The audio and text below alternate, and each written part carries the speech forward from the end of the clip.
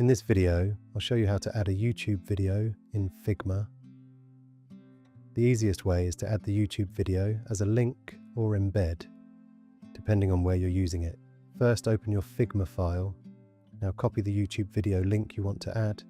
If you're working in Figma Slides or Figma Sites, look for the Insert or Embed option.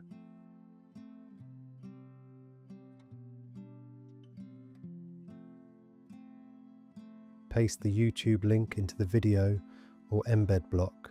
The video should appear inside your design, slide, or website layout.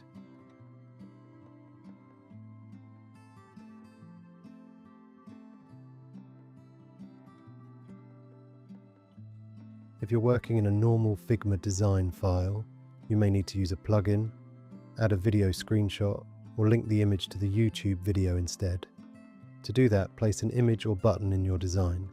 Then go to the Prototype tab, add an interaction, choose Open Link, paste the YouTube URL. Now when someone clicks that button in the prototype, it opens the YouTube video. And that's it. You've now added a YouTube video link in Figma. Hope that helps.